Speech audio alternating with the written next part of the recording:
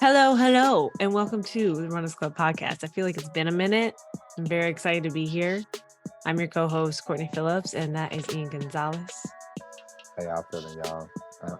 I'm good. I'm doing happening right now. So I'm like, wait, you can't hear me? I can hear you. I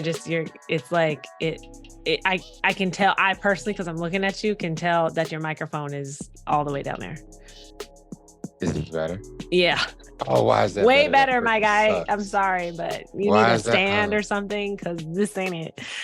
No, it's supposed to be like wireless. It's supposed to be that it's just like, yeah, you on. thought. I thought. Okay, is that better? Yeah.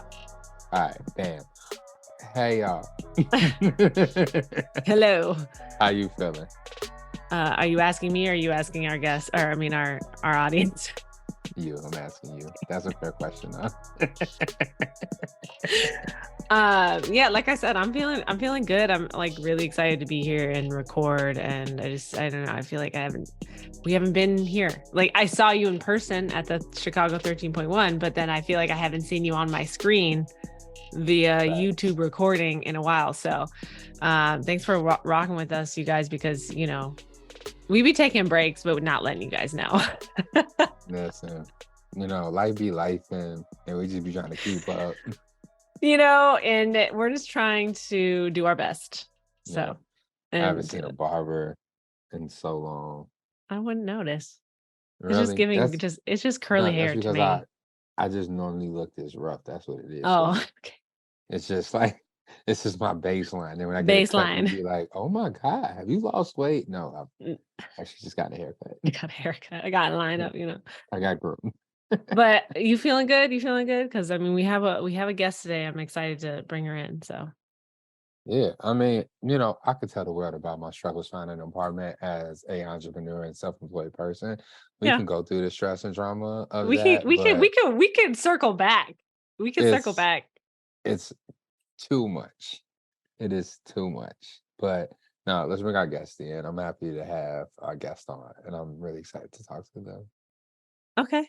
All right. And we'll be right back. Awesome. Okay, what's up, y'all? We back. We have our guests in the building.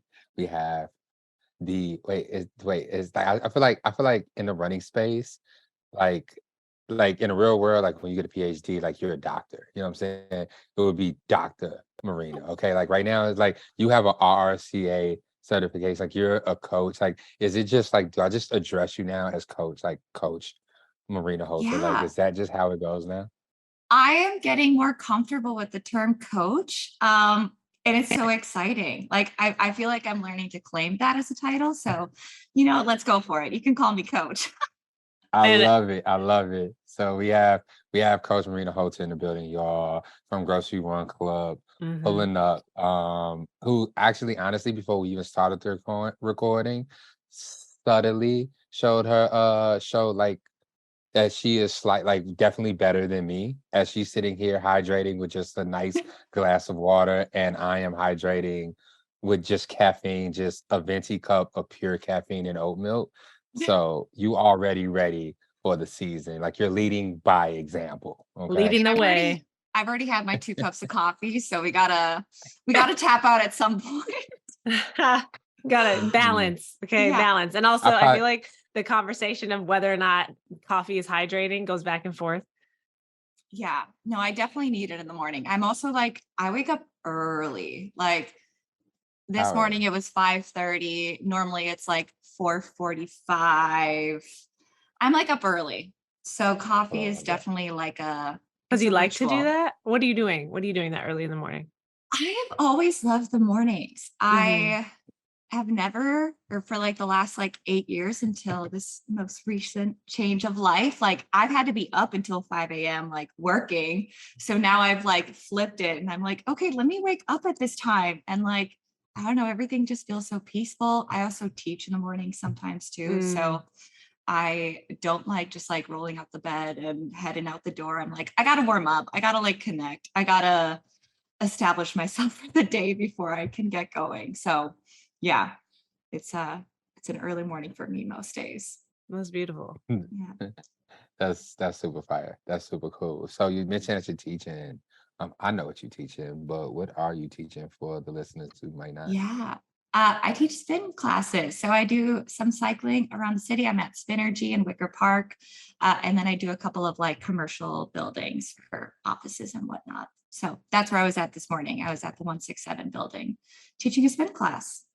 Oh, dope. So have you Yeah. been a spinner? Like, oh, well, I mean, what prompted you to become a trainer? And then also you said you had a different lifestyle that had you up at till 5 a.m. in the morning. So like, can you explain there? Yeah. So the lifestyle that kept me up, I was in bartending, hospitality for like 10 plus years. Like, yeah, that's like a whole side of my world. I mean, like when I left it, I was like basically working club lights. For anybody that's been to Blind Barber, you know, it's a club, like it's busy. So I was doing that. I've been in like a bunch of different bars across the city. I have my sommelier certification. I've done a lot when it Oh comes to wow. hospitality. Yeah. But instructing I think it started out with like GRC and just like having people ask me questions, and I wanted to be a better asset to the community. So it's like, okay, let me get some certifications because I don't want to I'm not good at half-assing anything. So I was like, if I'm in this space and I have to like be, or like I get the opportunity to be somebody that people want to ask questions, like let me make sure I'm actually speaking from a place of like understanding and comprehension versus just like I run and like this is what I think. It's like, okay, let's get a little bit of logic behind it. So that kind of started like the process of certification. And yeah, that. Mm-hmm. And so then grocery run club though, like joining that, like you are interested in just being fit and living a lifestyle, healthy lifestyle, grocery run club. Like it just Yeah. all seemed very like you do a lot of things. I relate to that. I'm a Yeah. Sag. I dive all the way in. If Yeah. I like it, I dive. Yeah. But like it seems like, yeah. Like why, I guess I want to know more. I know you Yeah. told some, but I'm like, and No, why? I feel like it's like kind of like a hard thing to explain. Even before this, I was like talking to my mom and I was like, how do I explain like the lives I've lived? Mhm. Because I think for a lot of it, like I've had to play this multifaceted role of like, I'm a runner, but I also do this and I also Yeah. do that. And I think I'm learning the synthesis right now, but it also feels like so muddy in my head of like, whoa, what were we doing a year ago? Like, Yeah. what? Like, it's just kind of crazy to think how much can change in such a short period of time. But in regards to Grocery Run Club, I've been running for like 15 years as like I did it in middle school, high school. I was never good, but I was like captain of the cross country team because I was like, I can support, I can show up. I like loved having people over to my house to like tie dye the shirts and like make the signs and like do the pasta dinners and always just kind of played the supportive role. So like that's been my background. And then through adult life, I like was very sporadic with my running and just kind of called myself like a bad day runner. A bad day runner. What is that? Like you just run like to clear your mind and recenter Yeah. yourself? Yeah. I can think of like, there's very specific moments where I was like, whoa, I don't know what else to do, but go for a run. I mean, I Yeah. think there was like several like big things. Like one, I feel like we're going to get deep, so I'm just going to get into it. That's but what like, we're here for. Yeah, We're not just talking about running. It's always But like, but who are you as a But person? see, that's why I asked you the question before we got on because It gets deep we quick. never go into it like let's get into something, but then Yeah. something happens, and then For me and sure. Courtney But want people more. don't We know when you want to hear ask. more. They don't know No. what's about to come up. This is low-key a runner's therapy session Yeah, across the board. I'm feeling it, so thank you. But I think like during the pandemic, I mean, we're all like closed down. I found out one of my cousins died of an overdose, and it was like that Mm. was like the kind of thing that I was like, holy shit. Also, can I swear? I was like Yeah. thinking about okay. Yeah. It's like just like I did not know. I did not know what else to do at that point, but like go for a run. Because I was like, I need to get out of this house. I need to get out of my mind and just like be in a place that feels so natural and grounding. And running has always kind of felt like that. It's felt like very like, oh, like I don't have to think about anything. Like I can just like be in Mhm. my body.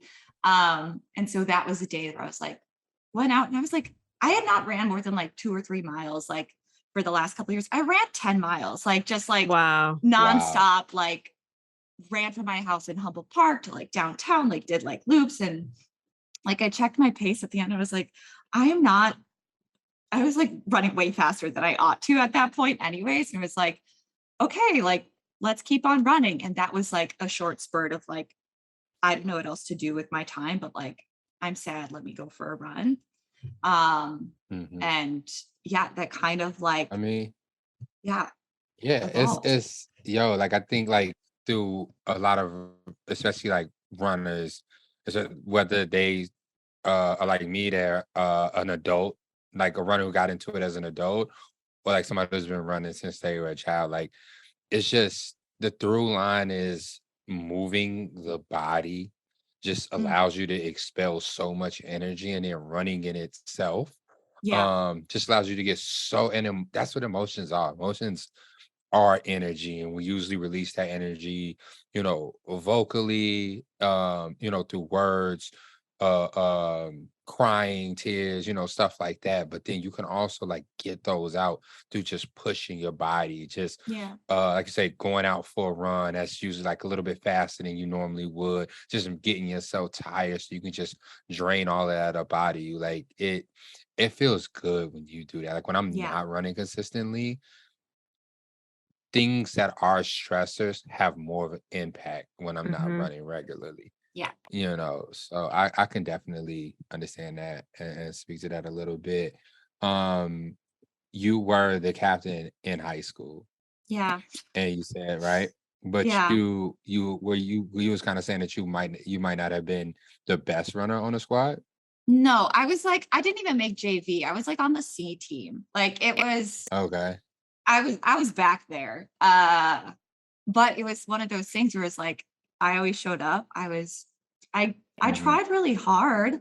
Um, and Try really hard. I I love really did. I really did with my limited understanding. I was trying. Um, it. but yeah, it was like I think I really like came into my own by doing that as a discipline. And like, I just want to say shout out to like 14-year-old me who was like, you know what, we're going to try cross country. Because Right. really don't know where I would be right now without like that foundation Mm, of, yeah, just true. having that to fall back on. Do you think like being in that space, I'm pretty sure 14, I don't know what your relationship was with not being like at the top where you're like necessarily competitive or just calm and cool because you also were the captain and Mm, got to create like an experience for your team and stuff like that. Do you feel like having that also kind of connects to now your role as like a run club leader or captain? I don't know what Grocery Run calls it, but just your position in Grocery Run Club, because it kind of feels like the same thing. Like mm, I've never been a captain of a sports team because I didn't really play organized sports. But what you're describing right now kind of speaks to like what we do as run yeah. club leaders in our space.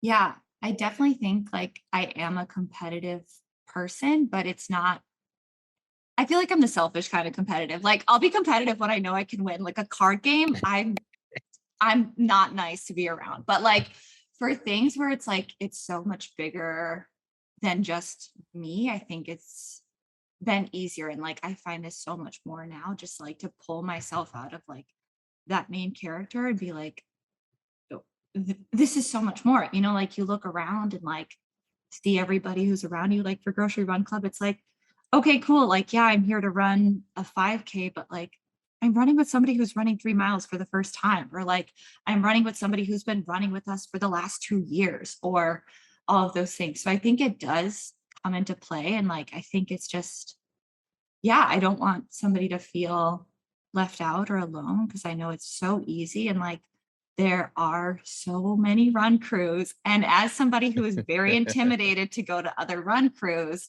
it's like when I show up, I want to make sure that I'm doing everything I can that day to like be present and like be supportive for whoever might be there. I love that. Can you mention the sport that you are a badass in though? I don't know if it's necessarily technically a sport, but you know what I'm hinting at. Are you talking about bartending? Or Yes. yeah, I mean, when I left, I was ranked number 2 female in the nation. Whoa. I lost out of like a fluke. I lost to somebody I deeply adore. So it'd be like worse if I was like, you suck, but she's great and she's wonderful. And but yeah, I used to do competitive female bartending. So there's this organization called Speed Rack. It was started 10 years ago by these women in New York, Lynette and Ivy. Ivy is also a badass runner. She ran New York. She's like, I adore her. She's fantastic. She's incredible. But they started it because they were like, there's not enough female representation behind bars. And so they were like, let's create a competition that shows like women know their stuff. They're really fast. We're effective. We can multitask. We can do all the things. So basically it's grown over the last 10 years. And what you do is you memorize this list of like 90 classic cocktails. And I'm talking like things like nobody ever comes into the bar and orders. And you go on stage and you're like round robin against somebody else. And you get 4 cocktails called at random and you make them as fast and as perfect as possible. So like Talia Hall would sell out with this. There's like 800 people in the crowd. You're on stage making drinks in like 2 minutes. And then you get critiqued on stage and they're like too much acid or under diluted or just like words where I'm like, I don't think most people know how to taste even that. Right. And you're getting like critiqued on stage. But yeah, I used to do that. And that was like, yeah, something I was I think it was like one of the first things like, oh, I'm good at this. Like I can think about things in a very like logical way and like try to be the most effective. I'm like literally doing the motions right now in my hand as if I was like picking up bottles. I don't think I'll ever lose that skill just because of like literal hours of training. It sounds so silly for a bartending competition, but yeah, I would like compete. So I made it to the nationals like 3 years in a row. Wow. My first year competing was like less than a year bartending and I made it to top 4 in the Midwest. And yeah, that's like was a huge part of my like hospitality career. So wait, go ahead. No, you go ahead because clearly wait. Okay, 2 things. 1, what is your most favorite drink to make during a competition? And 2, what is the most obscure of those 90 things? What is the most obscure drink that's considered a classic, but nobody actually ever orders it? My favorite drink to make would be a jungle bird because I think everybody should be drinking this. Have you guys ever had one? No. Okay, so I've never heard of it. Equal parts dark rum and pineapple, Campari, lime, little bit of like simple syrup, and it's just like tropical and bright and bitter and like it's normally garnished with like pineapple fronds and like mint and orchids and it's just like wow, so dang tasty that I'm like everybody should be drinking them. Obscure cocktails. Wow, there's like so many. I mean, the first thing that comes up to my mind is a bamboo, which is like a sherry martini. So it's like dry vermouth and sherry and martini style, which is also delicious. Like I really enjoy sherry as like a category. My only dumb bartending tattoo is actually like it's this specific style of sherry. It's like Amontillado or get the fuck out is like the only bartending tattoo I have. And I'm like, why did I think that was a smart idea? It's on my foot. Nobody's gonna see it, but yeah, that's it's there. It's there. Now it's there. I don't think if my mom knows. Sorry, Mom, if you're listening to this. Well, okay. So then like you must bring out this, it's kind of like a party trick at this point. If that's not your job anymore, like it's like, I know how to make a cocktail. Yeah, no, it's definitely like a party trick. I mean, I have like, I'm staring at like my liquor shelf, like right over there. And I have things I've collected from around the world. I mean, prior to, I would get like flown out to Finland to help with this gin production or go to Mexico and make some mezcal or like go like do a bunch of things. So it's like I have like so many rare things that like I don't really drink at this point. Like I'll drink a non-alcoholic beer most of the time. Like if I'm craving something, like I still can't crush that like just desire for a beer sometimes, but I don't Right. really drink very often. And I think like I have all this cool stuff and the only time I'm going to open it is if I can share it. So it's definitely a Right. party trick. Yeah, I made espresso martinis for friends like a couple of weeks ago. I was like, this is better than anything we're going to get out. So let me just make them here. What is it a lifestyle choice to not drink because you're just around alcohol so much, or you just kind of like lost excitement about drinking it, or is it mostly because of your running? Hmm. I think it's more mental for me. I think one, being around it constantly, I just saw the way it made me feel and made me act and made others feel and made them act, that I was like, okay, I kind of want some distance. And then I just also get sad the day after I drink. I think that's like a pretty common thing. And I find it just like really impacts my like general well-being, which Mm.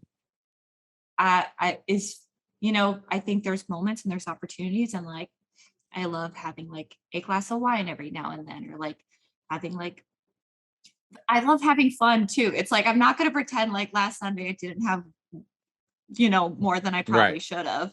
Right. But it's like that's not, I don't think, going to be a part of my lifestyle at this point. I have like a deep respect for it, and I think if I drink something, I want to be able to appreciate it too. So like for a wine, Right. it's like if we open up a bottle of wine at home, it's like, okay, let me pull out the map. Like, let's look like where it's from, what the soil type is like, who made it, what's their story. Just because I think it's important to take that extra step just to understand why things are the way they are. And it is so Yeah. cultural and is so, personal to how it was made, that I think like, yeah, it's fine to like drink, but like often I'm like, no, I want to know like what this is about. So yeah, that kind of guides it now. Well, this Mm. this conversation is making me think about like career changes, Mm, and it just feels like, I mean, if I go on your Instagram, it says you're an ambassador for Lululemon, run lead for Grocery Run and Run Club, which we know, and then you do Spinergy at Wicker Park, right? So you've completely changed your career path. Is that correct? yeah, 100%. Okay. And so then with that, do you feel like you're completely starting over? Do you feel like, because I mean, I'm sure with bartending, you got good tips. Had like, I mean, you said that you're being flown out around the world, and like, like these Yeah. experiences that you're talking about are like really unique and special, and like the competitions and just like the regard, I guess, Yeah. that you're getting, like that's a lot. Like that's, Yeah. and then to say, you know what, I'm not going to do this anymore. I'm going to focus on something that, I mean, it is also just like, to your point about like drinking alcohol and how it makes you feel, and like also just loving it in a different way, Yeah. and then deciding to really focus on your health and wellness, and then affecting, and then also in that way having a ripple effect on the ones around you in your community in the same way. It's like what does that feel like for you? And then Mm, also more specific, and the question is like, I think we talk about careers within running a lot, and like try to like make the idea of like it could be an opportunity to create a career around, or like I think it's just a space that's really it has a lot of white people in it. And yeah. so like, and quite frankly, it's like, and a lot of white men, and they occupy a lot of these spaces that pay the most in running. So Yeah. for you to be someone that's going from bartending and all of the things that I said to this now, it's like, how do you feel about that? Like, do you like, what are the goals?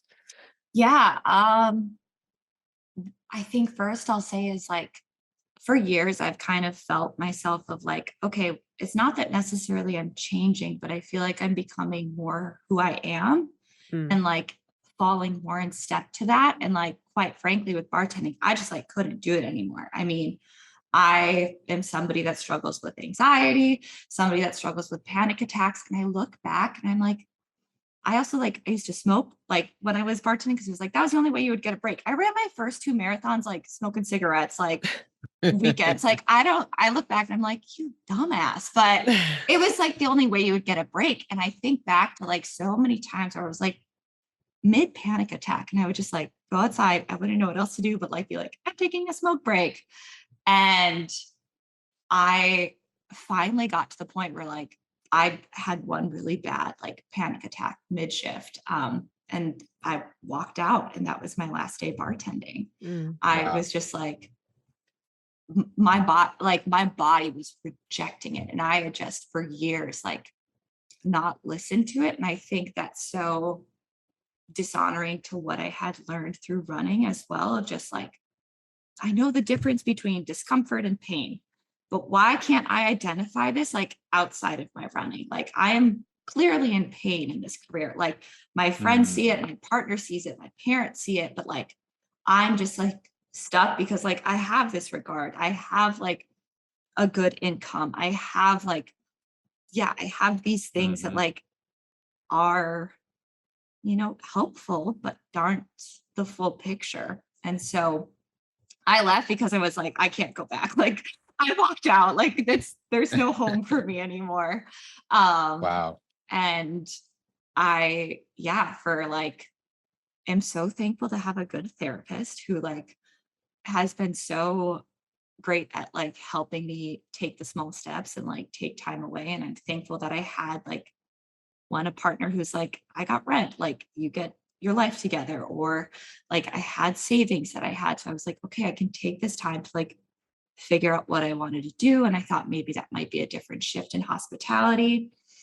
But then I just like, I don't know, like even with like, I feel like I'm bringing up my mom a lot, but I was like talking with my mom about just like coaching and like this. And she's like, I kind of always figured you were going to do this. Like you've always like stepped into these like leader type roles and helpful roles and like want to be a listening and supportive ear. So in many ways, it's like it, while it is a career shift, it doesn't feel like this big change in me personally. It's just like, no, You're I'm co- like, I'm more me. you're I'm It you're feels like an coming in. arrival. You're coming Yeah. into yourself. Yeah. Can I ask how old you are? I'm 28. Okay, I mean, makes Yeah. sense. Yeah. Saturn Like, return is I like, feel like whoo. makes sense. I mean, like, I think that there's a lot to be said about being in your 20s and hitting your late 20s and being like, okay, Yeah. Yeah. what are we doing? Do we want to keep doing this? How do we want to adjust? Yeah. And sometimes it's abrupt, and other times it's kind of like a slow turn. But I can relate. Yeah. And And that's it's fine. And hard. yeah, no, I can only imagine. I mean, just even listen to you speak about it now, I can, even though it feels warm and you're using all of these like beautiful adjectives, talk about how welcoming it feels, how you feel like you come more into yourself, I can still hear like the difficulty of making that final decision come through your message. Like I'll just read between the lines.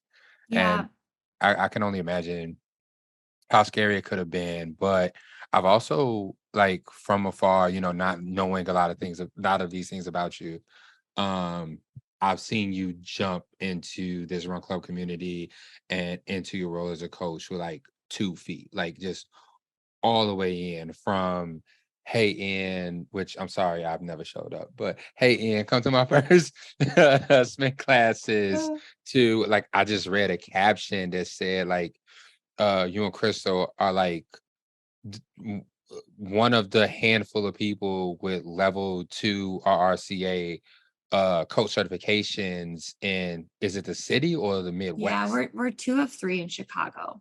Yeah. Right. So Yeah. like you invest, like you all the way in here, like you looking to spend, it feels like you're looking to spend the next 10 years, building up that same prestige, regard, and reputation, and commitment to this part of your life as you did doing your bartending. Yeah. Um, how how has it been becoming like a grocery run club? We've had grocery run club on here a lot. But like becoming a coach, Mm.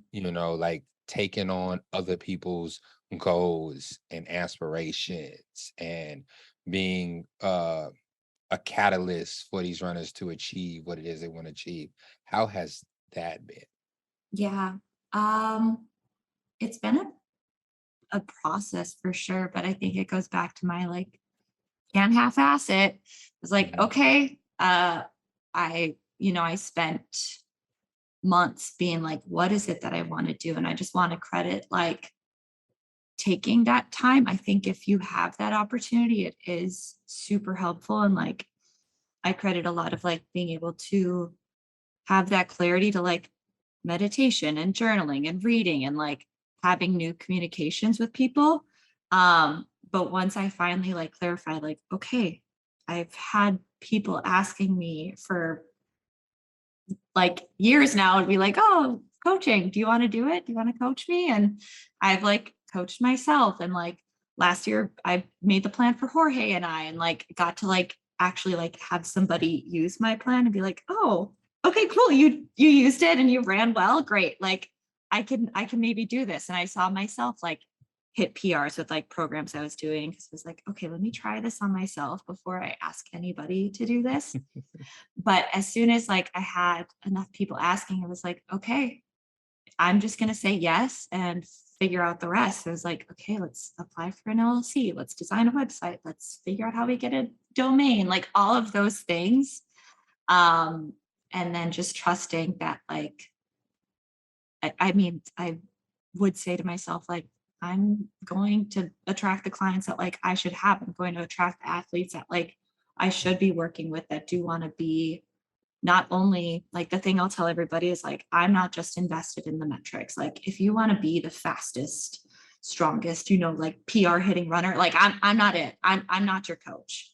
That doesn't mean I can't get you there. I've seen a lot of people get these big PRs, but I am invested in people having the same relationship or like a similar relationship with running that I have of like, okay, this is a lifelong thing. Like running is the longest relationship I will ever be in because it's been there. Like there's so much. And so it's like, oh, if I get to share that and like let people hit their goals along that way, it's the coolest thing. So yeah, I am like trying to build a career out of this, which is so scary. There's so many times I'm like, what are you doing? Um, but I think that's like when I'm speaking out of fear, like when I'm speaking out of like true self, it's like, oh, this makes sense. Like this feels really good. And I think days like Sunday just like put that into perspective of like, I had 7 people that I was coaching for the half on Sunday, which was just like I race day morning, I was like sending out all these texts to everybody, just like, you got this, like, just all of like the little pep talk that like we all desperately need race day morning. And I'm just like sitting at my desk, like crying, sending out these texts because I was just like so damn proud that I was like, I don't even care how I run. Like this is so much bigger than me. And there's so many points in the race where I was like, you know what, this was not the race. I'm not running the race I trained for. It's fine. It's not happening today. And I was just like, oh, but like, how are my people? Like, how are they doing? And just like getting out of self. So like, as soon as I finished, I was like, okay, let's get back on the course. Like we gotta cheer. We gotta get back out there. I don't even know if I answered your question. I feel like I'm just like going all around. So No, yeah. it's fine. Like you definitely did. So you're talking about the Chicago 13.1. Yeah. And you had several athletes that you trained. What was it? What is like a half marathon training period, like 10 weeks? This was 12 weeks for most. A few did 10. Yeah. Right. And you gotten them to the start line and to the finish line. Yeah. Were there any upsets? Were there any PRs? Like how did your athletes Yeah. end up performing? I had somebody, one of my first clients, like run the Hoka half like 2 or 3 weeks ago, and she PR'd by 26 minutes, which is Wow. huge. I don't know like exact numbers, but I had a few people where it was like their first half marathon and like kind of outperformed the goals that they had set for themselves in the beginning. I had somebody have like the exact same time they did last year, which I was like, it was a hot day. Like to hit the same time you did Yeah. last year is a win. But I had most people with like even like small PRs to like fairly large PRs. Yeah, which is so cool. And like, I mean, it was When interesting did because you even like, yeah, no, uh, I'm sorry, go ahead. no, like recapping with most of them, I think like not many people were super happy with the turnout of how it went, just because it was like, it's when it's hot, it's just hard to anticipate and plan. And Yeah. I set everybody up with like, here's your A goal, here's your B goal, here's your C goal, here's how we pivot throughout. And I think on a good day, like most of them like would be hitting their A goal, which was so exciting to be like, I said this, but like, we'd have a different conversation if I didn't think you could, but like all of them, I was like, I'm so confident in your ability to do this. And that's why this is the A goal. Yeah. Do you have any like mentors or like not, I mean, people who you see as mentors, not necessarily someone that you're like, can you be my mentor? Which I don't really feel like, but, or Yeah. just, you know, being newer to coaching and seeing other coaches around you, like, do you aspire to be like similar to like the way certain other coaches work? Like, who's your inspiration, I guess, when you're coaching others? Yeah. I don't know if I pull my inspiration necessarily from like other run coaches, because for me, like my whole line is like mindfulness and movement, running and beyond is like the Yeah. tagline I try to connect with. So for me, like most of the mentors I have are more in like that mindfulness space. And like, I kind of think of that as like the podcasts I listen to. They feel like my friends of like, okay, like I'm just taking in what you have to say. Mhm. I mean, I think, yeah, like I'm very thankful to have like a good relationship with my therapist where it feels like almost like coaching mentor style like. And then I think I have such a rich community around me that it's hard not to like, I want to be like my friends, you know, I want to be like the people around me. And I think I learn a lot. Um, and you just kind of have to like raise up to that caliber of like who's around you. But um, yeah, in regards to like coaching styles, I'm still learning and still like developing, but I think I pull a lot from like mindfulness over running, which feels so silly as I'm saying it, but like it does, it's like such a huge role that I think is often neglected in most coaching. For sure. How many clients do you have right now? Like what? I have, I'm looking at my little board right here. I have 15 right now. Oh, wow. Yeah. So I'm So, hoping for like 20 by marathon. and are you focusing your training just like, I mean, you're saying you're focusing on mindfulness. So then are you looking for people to work with like for the marathon specifically and for these like kind of like bigger Chicago events? Yeah. Are you primarily work with people in Chicago currently? Yeah, I primarily work with Chicago. I see most of the people I work with on like a run club basis. But I do have a few clients that like I don't see and it's just like over the phone.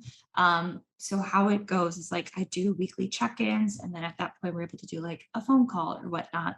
But I do all of my plans online and they have that, but it's, yeah, I'm like checking on their runs from Strava or however else we're communicating. But yeah, most of them are Chicago and people that I'm interacting with pretty consistently. Hmm. And then, I love that. go ahead, Ian. No, I'm just listening. Yeah. Well, because then now I'm just curious about your relationship with Lululemon. I know Mm. they sponsor a grocery run club, a GRC run club, and it says you're a run lead. So like, are you like coaching through Lululemon as well? I'm not. Okay. No. Yeah, I mean, What does it mean to be a run lead? um, well, one is just like showing up and being a present and like a support for whoever is showing up in those runs. Mm-hmm. In regards to GRC, it's like, okay, how do we plan? How do we strategize like our events? How do we just dream big for what we want to do as well? And then for a few projects that we have going on. I don't think I can say quite yet. Like I will be designing like training plans and whatnot. And we design the routes and everything and just checking in and being present. So yeah. Right. Sounds like a good opportunity Yeah. to kind of tie everything together. Yeah. Yeah, no, that sounds like facts. So, I mean, if we step away from Coach Marina for a little bit and talk about athlete Marina, how I think what are your goals? Are you able to balance, getting everybody else to all your athletes to their goals with you still going after yours? Do you have any desire to continuously grow as an athlete in the sense of get faster, hit PRs, do certain marathons and stuff like that? Like, what is that conversation like that for you? Yeah, I definitely do. I want to see what improvement can look like. And I do have, I mean, my goals feel like kind of like fuzzy at times. But I do have them. But I think if it's like, it's hard for me to want to run my best race when I also have like other stakes in the game. So it's like Right, that's what I Chicago was kind of Marathon. wondering. I'm running Chicago, but it's like my whole goal is like I want to finish as fast as I can so I can like get back and cheer and like be there and like, do what that is. Maybe that means I run a PR because I'm like, I gotta get back out there. But yeah, I don't know. I am curious because I think like I know my best running days are ahead of me and I feel that so strongly. And that feels really cool because it's like, I don't know, I'm running times that it's like in high school, I wouldn't have like dreamed of doing, or like, I'm thinking of like the pace I ran on Sunday for 13.1. I'm like, that wasn't even like my 4K pace. Like it's so cool. And I think that's something that's really great about running is like, obviously there's time with everything, but it's like, you can see yourself improve. Like, I'm like, I'm going to hit my 30s and like be the fittest I've ever been in my life. Like, that's like a goal I have. Like, I want to like enter my 30s being like, I've never been more fit. Fire. Yeah. I mean, in regards to races, it's like I have Chicago, I'm going to do Philly. And then like, What you doing, Philly? I am. I just feel like all of a sudden, Everybody's like doing everybody's doing Philly. Philly. See you out Like, there. What's going on? yes, Now I need to I pull up love and it. just cheer. Come hang out. Yeah. It's like, that's like a fun race because I'm like, okay, I don't know if I'm going to hit my goal for Chicago, but I'm like Philly. I feel like I could race that. I can run that and like know that like that's the time. Mhm. But yeah, I'm like in my mind, I'm like curious about the like ultra and trail space. So I think that might be a move for the next couple of years, just because I think it is very, I don't know. I think I could see myself do well in it. I like am learning that like my body does like the higher mileage and like I love the long run. I love like being out on the trails. So that is It's something I'm curious about. it's where women succeed. It's the Yeah. equalizer. It's the Yeah. women do endurance differently. And I'm gonna continue to say that. And it's true. It's actually true. Yeah. Talk to Coach Robin, talk to like really like and look at even the stats, because even I was looking on Runner's World Instagram the other day, and this woman also, she like broke the record for a ultra marathon and beat the guy, like she beat the men's record. And so it's like, I think people are just starting to realize more and more that like, if you want to run a lot, have like a long career in running and like really enjoy it, and then like succeed, like excel, see yourself excel a lot, like the trail and then like the long distances, like as a woman, I think is just like a really good move. Yeah. So that's exciting. So you're saying, I want to go back to the fact that you said that you wake up early in the morning. So like, what is your routine and when do you get your runs in? Like, is that like part of it? Like you're getting your runs in like early in the morning so that you can then show up for the community? I think it depends on the day. Since I teach 3 days a week. So like often I'm getting up early so I can go to the studio and be ready to teach a spin class. But my morning routine, so normally it's like 5 a.m. I there's a book called The Miracle Morning that really kind of like changed my perspective on like how I structure my day. but it basically just talks about like disciplines you do in the morning. So it's like silence or meditation, doing affirmations, visualizations, exercise. So for me, that's like light stretching in the morning, reading, and then writing. So I do that most mornings, which takes like a chunk of time, but that's like my time and it feels really good. And so like that's when I'm drinking my 2 cups of coffee. But So wait, you wake up, you yeah, stretch, you read, and then you write. yeah. I mean, not particularly in that order, but that's what you do in the morning before you brush your teeth. No, I brush my teeth right away, first thing in the morning. Yeah. That's like I get out of bed, immediately brush my teeth, take my athletic greens, I eat the same oatmeal every single morning. So I eat my oatmeal, So make my coffee. what are you reading and what are you writing about? Because like I getting out of my bed is such it's not fun for me. Yeah, And then also like I've been a parent for like ever. So usually when I'm waking up in the morning, it's to parent. yeah, And so my relationship with my morning is not as beautiful as I'm hearing from you and like watching Karen or like, seeing like the trends on Instagram and TikTok. So the fact that you like getting up and like doing these peaceful things, it's like the closest I get to that is like actually like when I'm training for a marathon. That's why I love training. I miss yeah, training. I'm so happy to train for Philly again because that's the closest I can possibly get to that. But it's like, yeah, what the fuck are you reading and what are you writing about first thing in the morning? Like, what is there to write about in the morning? You just let your mind spill out. yeah. So for reading, My whole page would just say bacon.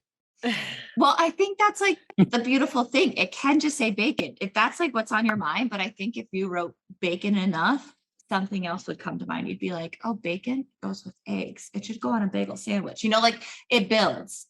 It's not just like the same word over and over again. Do you write in a way like do you just like put the pen to the paper and just whatever's across your mind, you just put it into words on a paper? Or do you like go into it with like, I want to like this is what I want to write about today? Like, is there prompts, No, no prompts. So I do it like it's a method called the artist way. Courtney, have you heard of this? I have Yeah, the book. Okay. Yeah. So basically it's just like stream of consciousness writing. Mm-hmm. So you write until you write 3 pages, which is a lot. And I have not been super good at it lately, but like there was a period where it was like I was doing that for like 4 months of like wake up, write 3 pages. And like sometimes that would take me 20 minutes and it's just like, oh shit. Or like sometimes it would take me an hour and it's like, I don't really know what I'm writing about. And then I look at that last sentence and it's like, oh, that's really how I'm feeling. And for me, I think like the last like year of writing has been a lot of like undoing narratives that I have believed for so long of like, oh, like I do deserve to invest time in this, or like like things that feel very personal that often do come up on the run. Like I think just like your mind goes like stream of consciousness sometimes when you're running, at least for me, I'm like, I learned meditation running. And so it feels like that of just like, okay, what's happening up there? And I know for me, it's like if I don't ground myself in that way, it's like it's hard for me to connect with everybody else because I'm just like stuck in my head and I'm overthinking. And I think it allows me to release a lot of like the anxieties and insecurities that I have by like being aware of them and like calling them as insecurities and like, okay, cool, that's how I'm feeling, but like that's not me. So I think writing helps kind of clarify that for me. It's like sifting through all of the things so that you can just like be clear and focused, because if you don't do that, all those things are still here and it's kind of like filters that are like getting in the way of seeing clearly. And it affects the way you respond to things and how you prioritize your day. And like I will get into, if I don't like suss things out first thing in the morning, I like get like what is it called? It's like when you get it's something paralysis of like when you have so many things to do that you like don't move, and like I'll just like stand in my kitchen and be like, I don't know what I'm doing or what I should do next. Yeah. But I would say with the artist way, and I've struggled to get through the entire thing, and I wonder too, like how many of the practices you continue to do, like the artist date, like that's one thing that I've personally struggled with committing to. But even like the 3 pages a day, like I've had to give myself some grace there and just be like, if I can just do a page, maybe that's where I start. Yeah. And I think some 3 days pages is a lot. Yeah. And some days it's 3 pages. Some days it's been a sentence. Other days it's a paragraph. I've written twice this week. So it's like,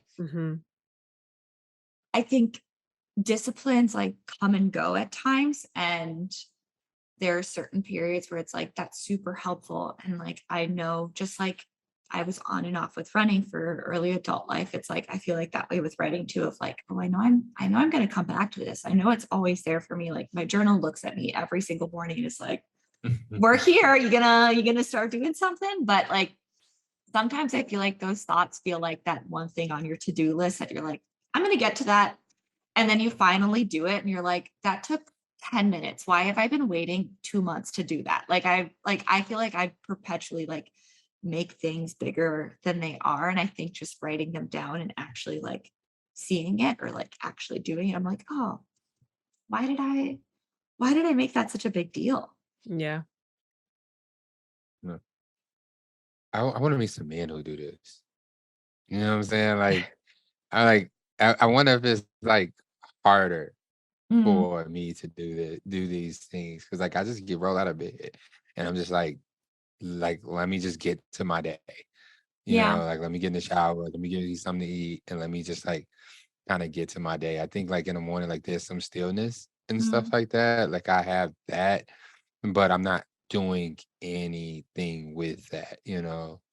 Yeah, like I said, the closest thing I have to get to running. It's like if there's any guy like fellas out here, like guys out there that's like listening to this and be like, bro, I be journaling, you know, like slide in the DMs, like let me know how it works out for you. Like, how are you able to build into it? Because like that I feel like that's just built into my I feel like that's built into the culture of what being a man is about. It's just like getting out here and just like get up and go to work, you know, whether that work could, and in 2023 that work could look like a bunch of different things and stuff like that, but it's roll out of bed and go and stuff like that. But I feel like in this run club community, like especially in this run club community, there's so much emphasis on like self-care, you know, and what that looks like. But even though the conversation is prominent, I do still feel like it's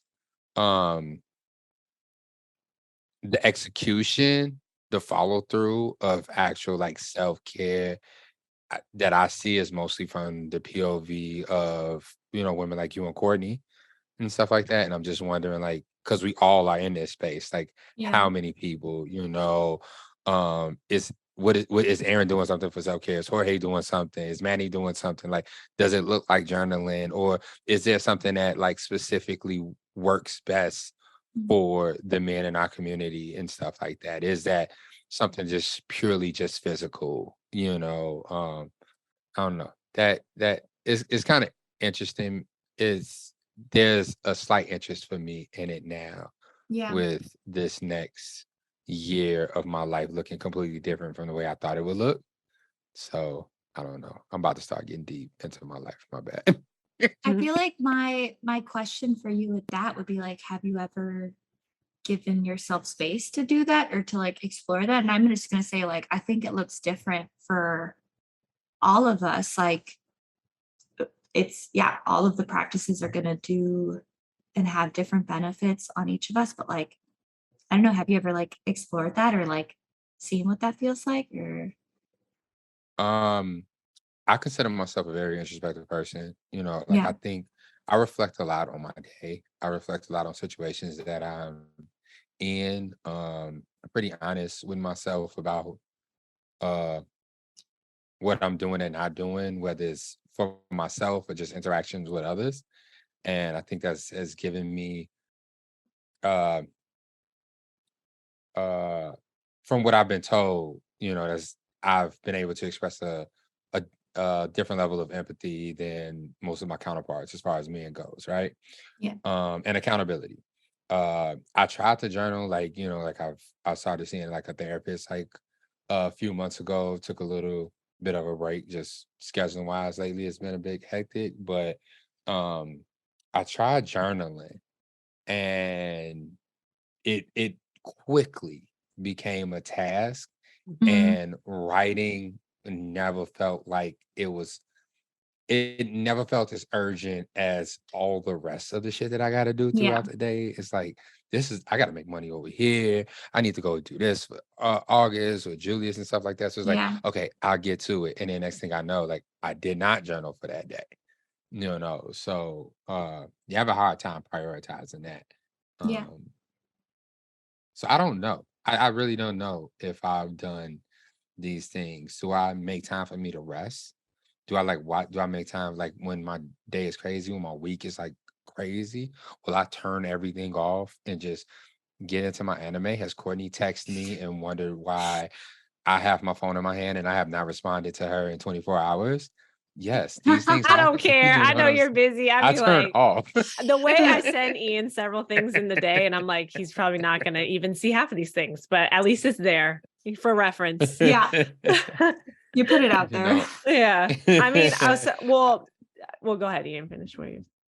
No, I was gonna say, like, I turn it off and I make time for Yeah. myself to like quiet things out. But like I'm just really fascinated in the way, and I'm like you, Courtney, and Karen, right? Like I'm fascinated in a way that you all do it. Like there are tasks involved in taking time for self, where it's just like me, I can watch like 4 or 5 straight episodes of anime, and like I'm good. Let me get back up and get back to this crazy hecticness. Like I'm not still and quiet. I'm Yeah. never that. I think it looks different for Mm. all of us though. It's like for me, I've realized like, okay, TV might not necessarily be like the most like relaxing thing for me. I just get like overstimulated to be honest. Like I'm watching something and I just get like too stressed. We're trying to watch Beef right now and I've like been spooked so much just like around the house. I'm like, I can't do this.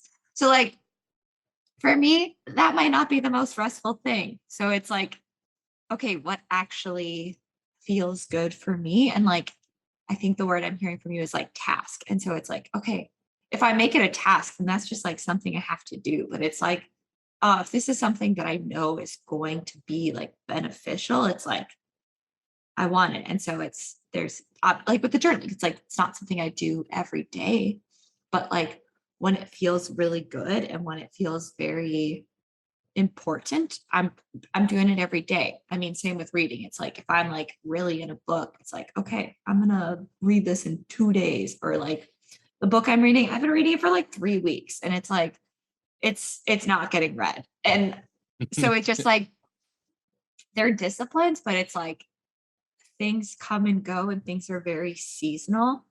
Um, and I'm learning to be okay with that too. Like it's gonna look different. It's like marathon season, obviously, like that's a part-time job. Like you're running for Facts. that's time that I'm not doing other things. So it's like that might mean, yeah, like less of one thing, or like maybe it means like more reading because I'm recovering, or whatever it might be. But I do think it can look different for all of us. And like, yeah, figuring out like what isn't necessarily a task, but like is like an opportunity for that. So like that looks different for all of us. Yeah. And I mean, for me too, like, I don't know what I'm doing. Yes, I make time for myself. Like this morning, I went to a 6 a.m. hot yoga class. I needed it because I get so restless. Mhm. I get like the zoomies and I can't. And like Matthew's like, you clearly need to work out. Like you need to go for a run or something, but like, I don't feel like running. So Yeah. I'm going to do the thing that allows me to be silent and like really focused in on myself. And that's like hot yoga for me. And also getting up early, I'm realizing more and more. I'm like, okay, I am that type of person that also likes to wake up at 5. And I've been trying to deny that for a very long time because I have a partner who also really enjoys I feel like his time of silence is that morning time when you know you're awake and you could get up, but in the time you have to get up. Mm-hmm. And you just gotta sit there in between sleep, you Yeah. know? And I'm like, oh, I'll just stay here with you because cute. We're married now. Like, it's it's not even because we're married, but we're newlyweds. And also that's just how I'm like, that is me being intentional about our relationship. But then I'm like, okay, how do I now figure out how, there's other ways that we do that. There's other touch points, but this is my thing that I need because otherwise I get restless and I get in my head and, and I need to move my body. And also the journaling, it's yes, that is something that I love to do, but I need a new notebook. And I also have to, and I'm very particular about the type of notebook. So there's all sorts of things that kind of can get in the way, but there's also so many different ways to kind of feed that personal time, to your point. And and Ian, I do know guys that journal. You know guys that journal, you just don't know it. Picasso journals. You should talk to him. Oh wow. Yeah. I would love to talk to him. Because I'd be out here running, eating food, and having sex. That's how I deal with most of the things that come my way.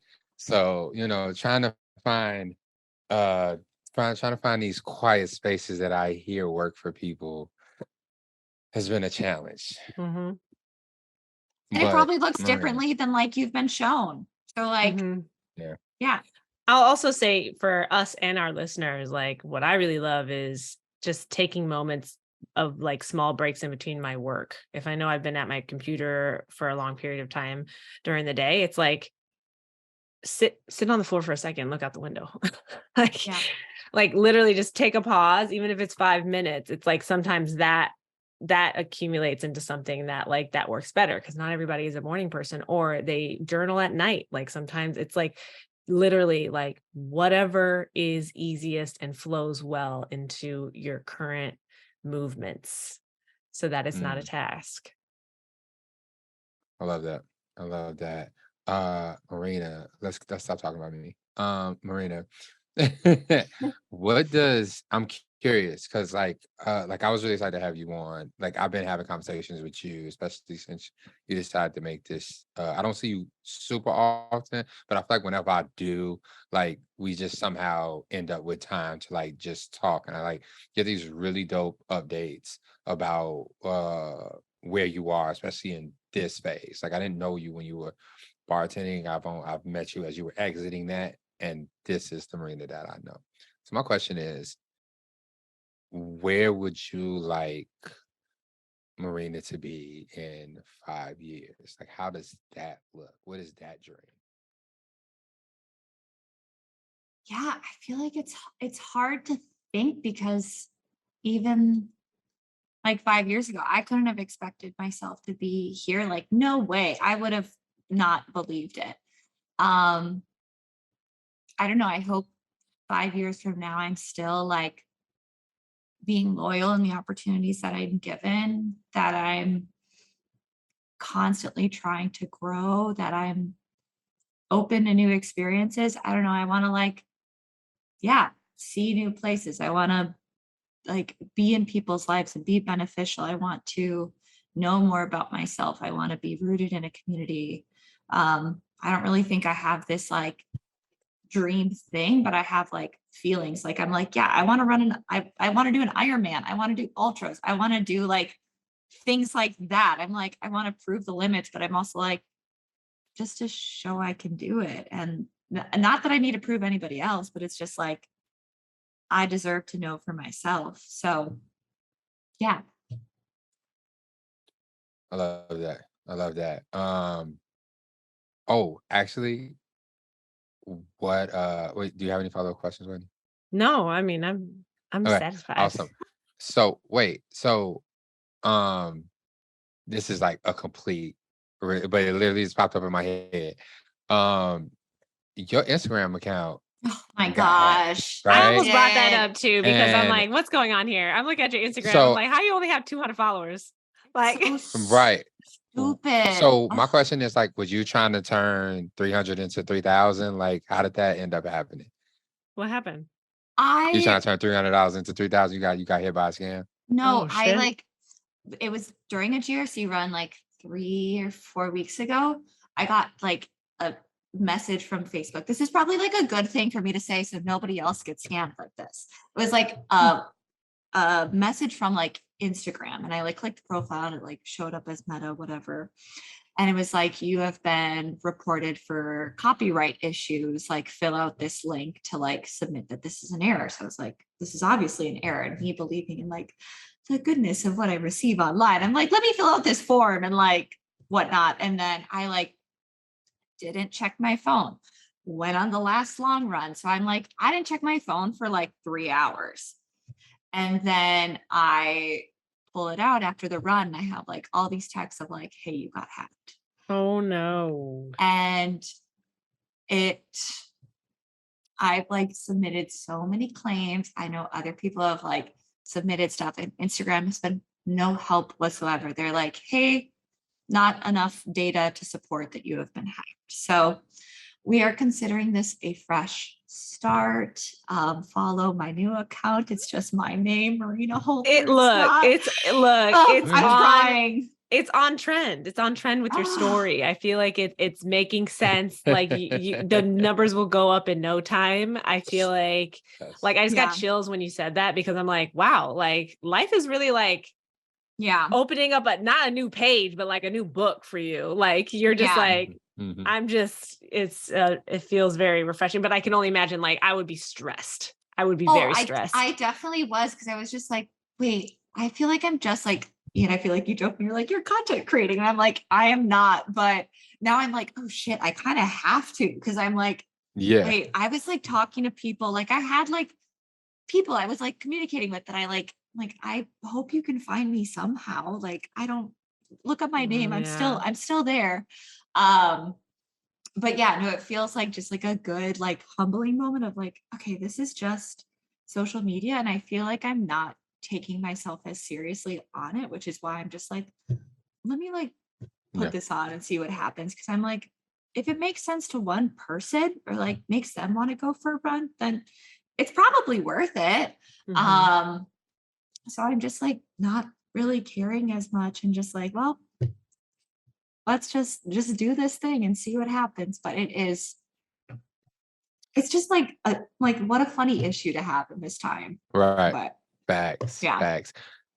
So what is, because like, and the reason I brought that up to be a little silly, but like you are like a content creator. Like it's like the reels are like coming constantly. Like and they're good. They like fire, Thank you. But what I appreciate the most about them is also how simple they are. Yeah. Like what is your approach? So you just like always collecting footage, and then at some point like you just piece some stuff together, or you going out here shooting with like an intention, like you have a concept, you're going out there and doing it. Like I'm asking for a friend, like how do you create your content?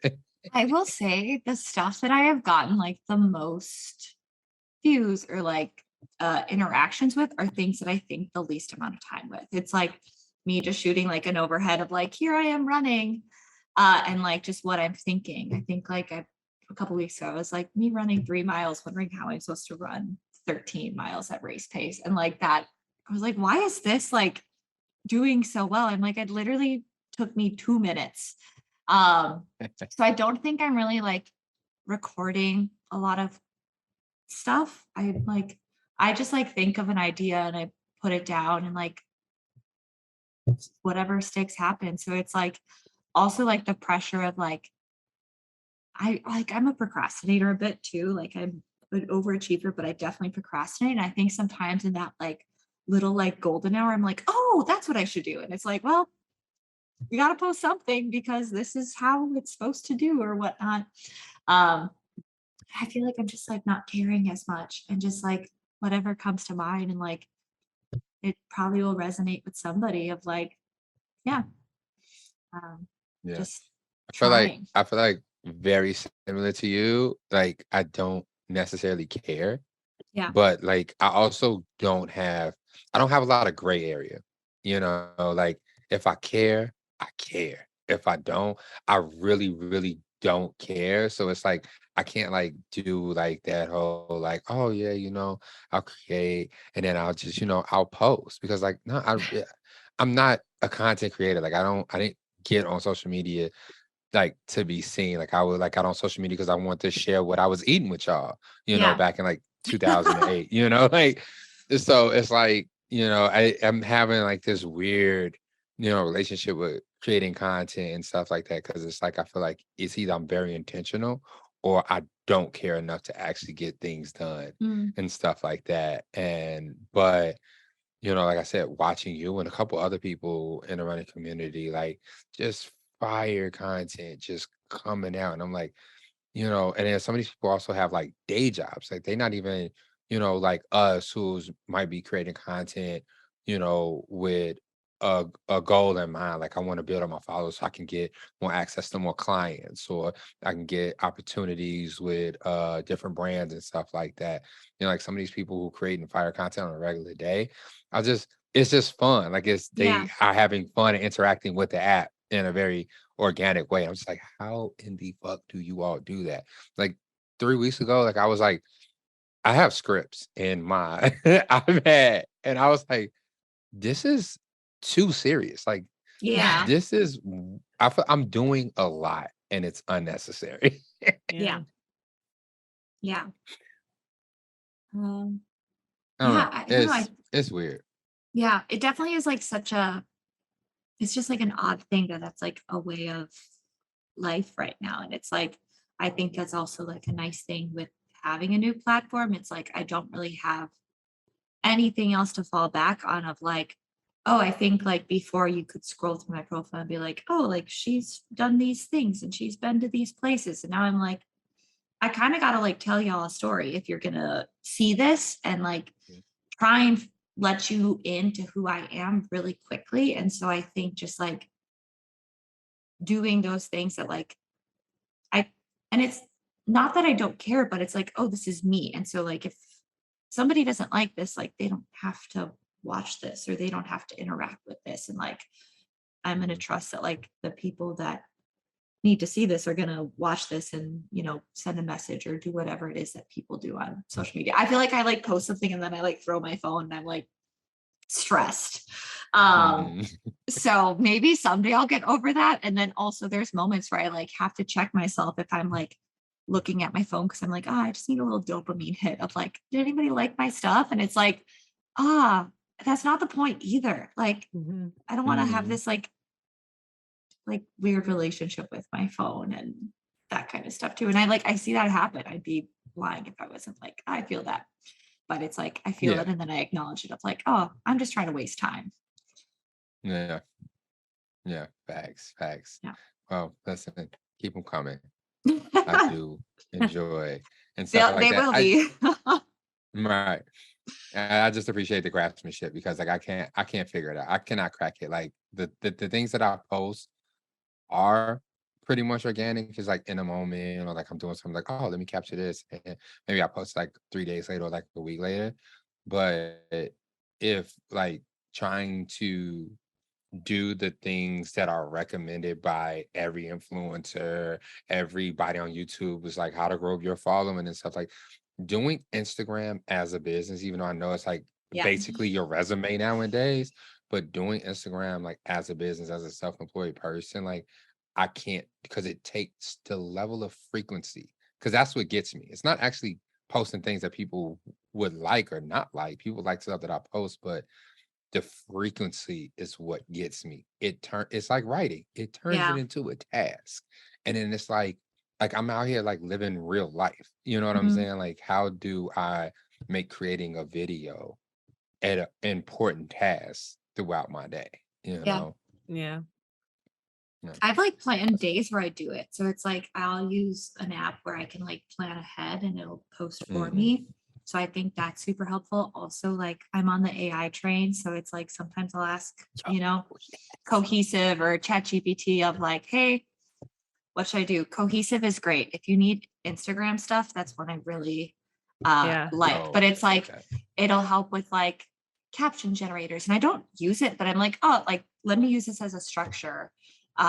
Just because I think it is helpful. And like, as somebody, it's like, it's just me operating what I'm doing. Like, my time is all I have. And like, I'd be lying if I'm like, yeah, I get everything I need to get done in one day. So it's like, if I can maximize my time utilizing a resource that is helpful and like is working, why wouldn't I? Yeah. So I'm on the train, everybody. AI way of the future. Right we love AI. Also, Instagram, you can now schedule your posts. They added that. So I think like you have to have a certain amount of followers before you can do that. Okay, never mind. So us in the 200s, we can't really do that yet. I don't even think I can. Yeah. Courtney be popping. Whatever. I barely have. Gal, relax. How many do you have? None of your, I mean, it's like none of your business. Like it's also not that much. Like it's, considering the fact that I've been on the platform for a very long time, like it's, but again, like okay. I don't really, Some of us are celebrities and some of us are not. I have no, because I was going to say, clearly I haven't been a part of this like portion of the conversation. Cause I'm just like, I'm not like, okay, I have RRCA1, but like, I'm not trying to coach anyone. I'm not trying to like, I just want to like inspire a little bit. And I just want to like, but I'm not trying to inform people the way that some people inform people in the running world, which is okay. That's just not my place. Like I would prefer to watch your videos. I don't want to make them, I love this. This. Yo, I mean, that I don't know. I don't have a whole lot more. But I am super excited that you came on with us. For me, you're a very interesting person. I really appreciate your energy.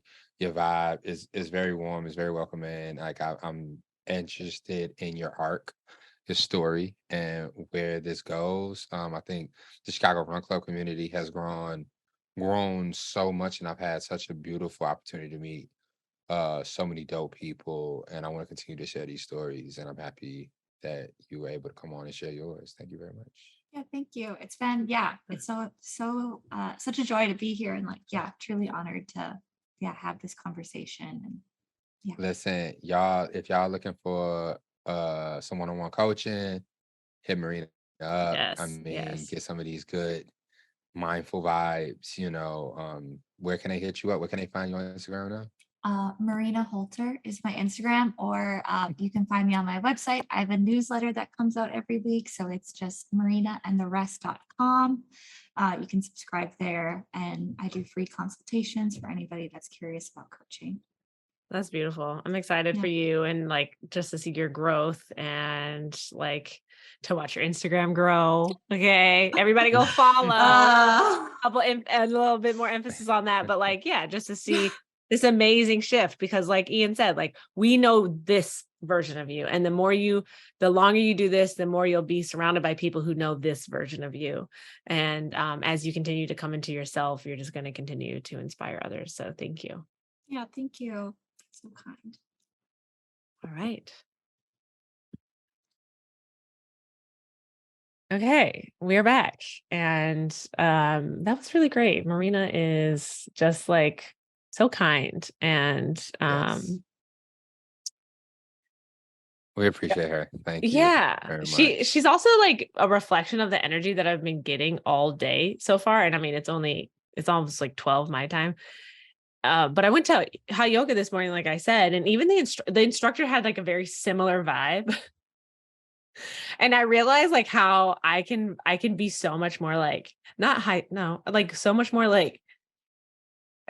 like bold in the way that I speak sometimes, and bold the way I like just come into a conversation, because I'm just like such a big personality that like I have to remember to slow down when I'm met with that energy. Mm-hmm. And so it's helpful. Like I'm really grateful for that energy. It's like I feel like the universe is like giving me a sign, like Yeah, chill. yeah.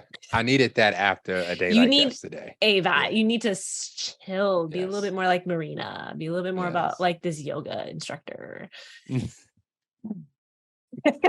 Voice. Okay. What is going on? Okay. So No, you I'm here said, for yeah, that. what's going on? What happened? So I just come to realize that if you're a self-employed person or okay, if you're self-employed or entrepreneur, like whatever that is, looks for you, independent contractor, whatever, okay,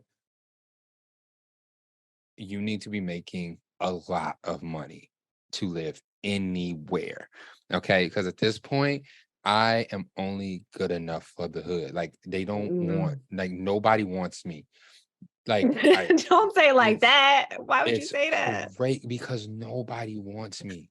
Nobody wants me. If I the fact that I cannot give people a pay stub, a paycheck, you know what I'm saying? Like, and your boy done went out here and got his ass a job. I have a job now. I have a 9 to 5 now. Like I have it's fake part-time. It's weird. It's a weird job. But I get pay stubs. But Yeah, guess what? I started that 2 months ago. right. And That shouldn't everybody's like, you matter. they like, you need to be working there for a year. Why? Do you think I'm gonna get Why? fired I in less got than the 90 job days? so that I can afford more. Do you think I'm just gonna like not work all of a sudden when I know I have to pay my rent? Are you kidding? Right. It's fucking crazy, right? But like, like I got paid a lot of money last month to do Uh-huh. some things, right? And I'm like, here, like this is how I make money. I make Yeah. most of my money throughout the year, like in 6 or 7 months out of the year Yeah. and stuff like that. And here's the proof. Here Right. you go. And it's like, yeah, this is just not enough for us. I'm like, are you fucking serious, yo? Like, Yeah. it's ridiculous. I went with Karen yesterday to see this beautiful place that she's looking at, Mhm. and met with I just looked at the real estate agent. I was like, listen, let me the property manager. I was like, listen, I'm just gonna send you my profile, send you my financials. Just take a Right. look at it. Yeah, yeah, yeah, Take a look yeah. at it. See what you tell me what you see. And if you see something, Let me know. give me a call. Right, right, right. You have some owners that you feel like could work with what you see. Give me a call. And this person did that. And all of them, I'm gonna have to run to the car. Like it's fucking crazy. It is crazy. So I say this to say, like, if you're thinking about Mhm. working for yours, if you think about leaving your job and becoming self-employed, move where you want to be and be there until you're making money. Okay. Mhm. Because Mhm. trying to find somewhere else to live outside of that Mhm. is fucking stressful as hell. You know what I'm Yeah. saying? Like it's it's too much. It's too Mhm. much. Wherever I go right now, and I think for me, that's the most stressful part. Like wherever I go right now is where I'm going to be up until probably me and Karen set a date for our wedding and like get married and stuff like that. And then we'll, like live together and stuff like that. But like this is where I'm gonna be for maybe a year or more. You know what I'm saying? So it's like it's it's it's crazy scary that I am going to be in a place that I wouldn't even go to hang out is where I'm about to be living now because not because of how much money I make, Yeah. but because of how I make my money. Right. In the way that people discriminate towards people who make money in the way that you do. It's Yeah. fucking crazy. Yeah. And I mean, like, Matthew and I have definitely experienced that. I mean, to an extent, right? And especially me too. It's like I've been an independent contractor for a long, long, long, long, Mm. long, long, long, long time. So yeah, and like every time we moved, it would always be a little bit of a finesse. I'm not gonna say we Yeah. would lie, but we would elaborate on certain things that would make us look better. And when I'm not saying that I mean, I know you're doing everything that you possibly can. I'm just saying, Somebody like, told me that they would Photoshop a document for me. well, that's what I'm saying. Like, you just got to do what you got to do. I understand, and look at us talking on the record. On Let the me record. stop. Let me stop. All I'm saying is like, yeah, I'm a big advocate for playing by the rules. But when you have a system that is discriminating against people who don't want to, or let me say this in a different way. When you have a system that prioritizes people who work a 9 to 5, which is like stupid because so many people make plenty of money and can figure it out and can hustle and like pay their bills. But it's just like the system is just made around such a specific, it's like it's not catching up to nowadays, because almost all of my friends are independent contractors. Mm-hmm. Almost all of them. They all have their own businesses, whatever, yada, yada, yada. So it's like, it's always like a conversation. It's always, do you have more? Do you have, it's like, I got what I got, bro. right. Like, I pay my bills. Take it or not. You know what I'm saying? Like, what we relax. doing? You know what I'm saying? Like, don't get me started on LA. I like somebody recommend, like a real estate agent recommended that I offer 2 years, right? To be in a place for 2 years. And I was like, that makes no, but I guess it works sometimes. But it's also dumb as fuck, because if you're scared that I cannot pay the rent, and then why would you you lock want me in there 2 years? for 2 years? Right. And in Chicago, where evicting people is hard as hell. Yeah, that's backwards. That's very backwards. Yeah. What are we doing?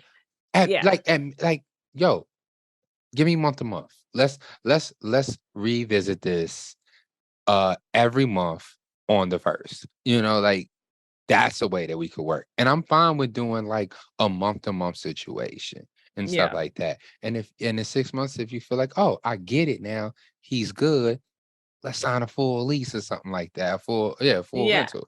But it's like, it is crazy. You got to find someone that owns owns a walk up.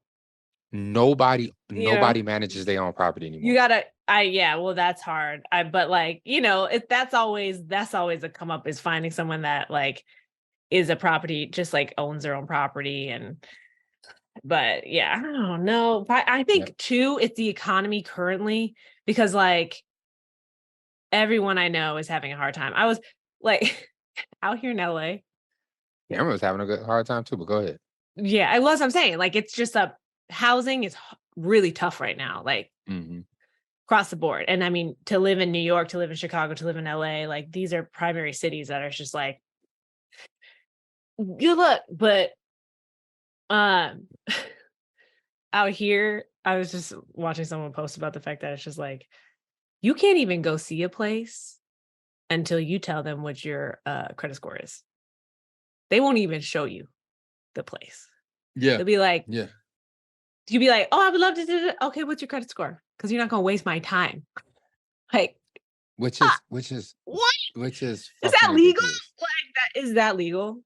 It is ridiculous, because also, like, I get the purpose of a credit score, but it's also doesn't tell the full story of somebody's income and stuff like that. Like, what?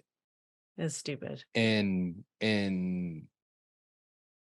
before the winter, because this last winter was a little bit tough at the store and stuff like that, which prompted what I'm doing right now, which is relocating my store to a place that I feel like would benefit my business a little bit more, right? So on the south side. But my credit score dropped like 40, 50 points over the winter. My income didn't, well, my income is pretty much the same and stuff like that. But the number changed. Yeah. You know, like, I got rid of some stuff, some things I paid off, some things didn't get paid off, like hell shit happening. Yeah. But it changed like by 40 fucking points. You know, it drops much faster than it goes up. Yeah. You know what I'm saying? So it's you know, I got on the phone with a person. I was telling him, he was like, yeah, that sounds good. But he asked that question, what's your credit score? I tell him my credit score. He was like, yeah, nah, bro. Nah, we not. I can't, it's nothing I can do for you. I'm like, all right, okay. Even though I'm giving you 3 months of rent up front. Yeah. He's like, nah. I was like, all right, okay. Yeah. That's fine. They really, if anybody out there wants to take me and Julius in as a piece of property,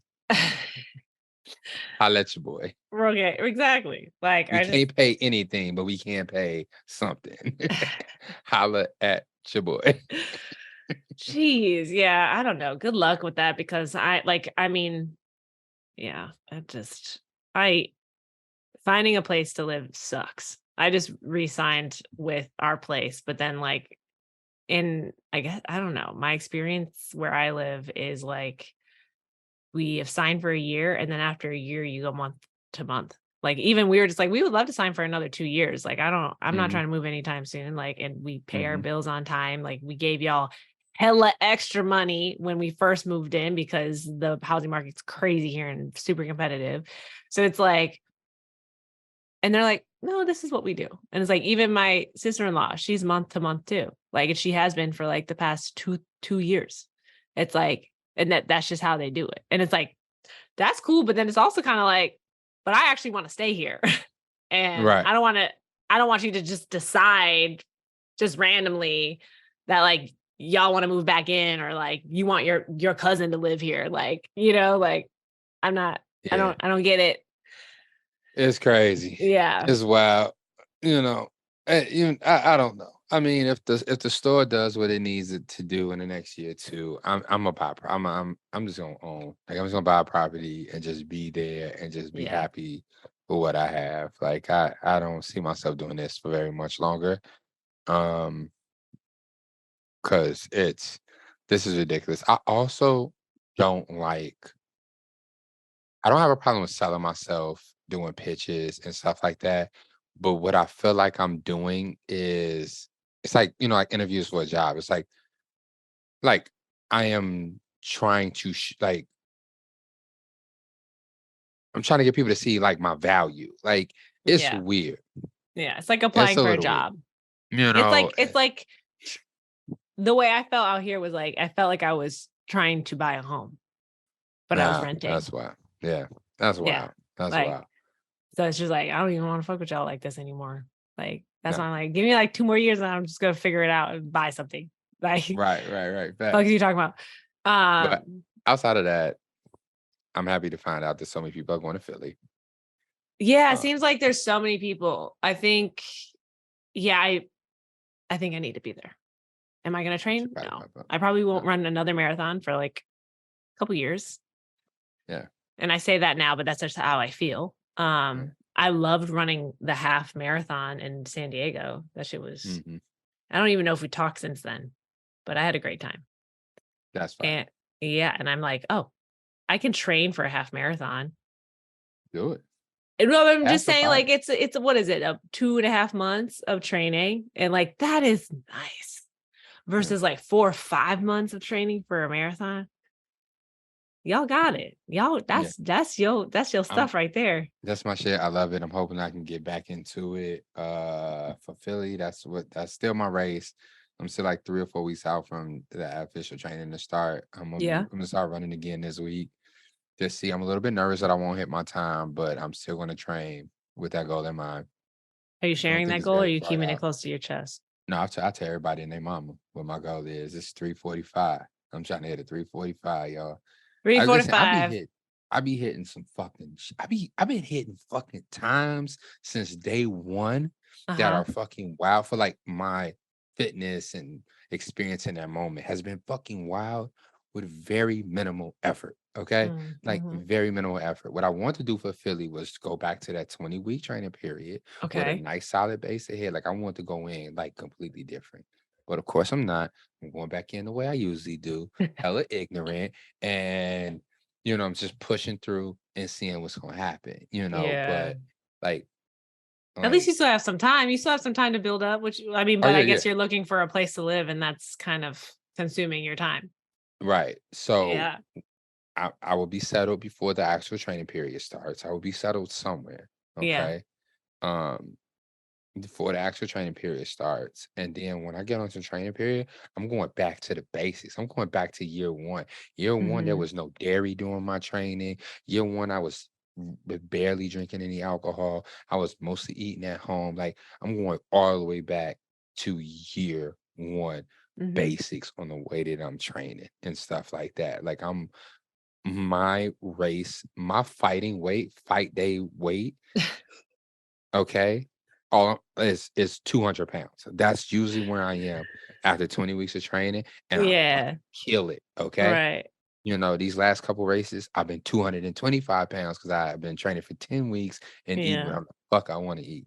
I I'm feel not that. doing that for this one. I'm going Okay. all the way in. Things Okay. are different.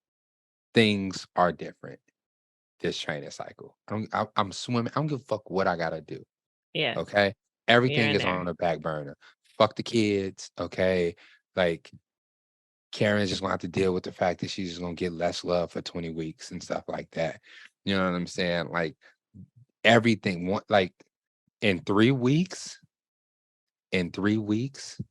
if you are not running with me, if Uh-huh. you are not shooting in the gym, okay, or paying a bill with AI, like meaning one of my jobs, if you're not work or running, Yeah.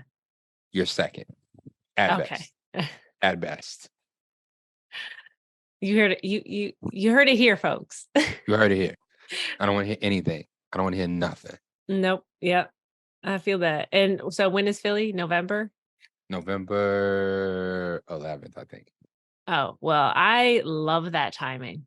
That's great. Right before Thanksgiving, then you can You really feel me? relax right before the holiday Bow. season. Bow. Yeah, that's a good time. And Philly is what is like the route? What's the course giving? I have no idea. Okay. I have no idea what the course is. I expect it to be cold, which is awesome Yeah, because November I'm on a the big East nigga. Coast. Yeah, I'm a big nigga, so I'm gonna appreciate that. Even if I get down to 200 pounds, I'm still big. I will be warm, so I'm not worried about overheating. So I'm looking forward. I mean, I don't know. I have no idea. I know nothing about this race. I heard it's flat. I heard it's fast. Okay. I also don't like having too much information about courses before I go. Because I Okay, don't well, want to think about it's shit. November I just wanna 17th. learn. The Okay, weekend is November 17th to the 19th. And just out of curiosity for myself, yeah, I won't share my screen or anything, but just for me, I'm just curious about what the course looks like. And they have training plans in here. And I Oh, think that's it fire. said somewhere that it's like one of the top 100 marathons in the US or hmm something. I heard people use it to qualify for Boston. Oh, it's okay, that makes sense. I like that. Sorry, y'all. Now I'm Yeah, she on the screen right now. She I'm just like, what does this look like? I need Yeah. to know more. And I think they have like a half marathon that weekend. I think they might have a 5K. I think they got like 3 races that weekend. Uh-huh. So, I mean, if you want to come run, I'm there's a not. race for you. Their website is broken. So No, yeah. No, um it's the map like somebody elevation, cousin did it. right. No, no, well, like the website looks decent, but like their links to the map course and the elevation map, like you click on it and it just goes to it's literally an error. But just from like the little preview that I'm seeing, the elevation is pretty low. Like I think it's like, yeah, it's like It's flat, right? it stays under 200 feet elevation, like throughout, but it Wow. goes up and down. Wow. There is a climb after like mile 6 or close to 8. There's a That's fine. huge climb, and then you kind of stay up, go back down, go back up, and then you come down, and then at the very end there's a hill. 345, Spoiler baby. alert. What? 345, baby. That's what we going 345. for. Yeah. 345. Yeah. It doesn't seem pretty crazy. And it looks like from this other preview of the course, it goes by a river, which that's going to be nice. Seeing the water. Yeah, It seeing the makes you feel like being water. at home. I'm gonna be training on the lakefront again.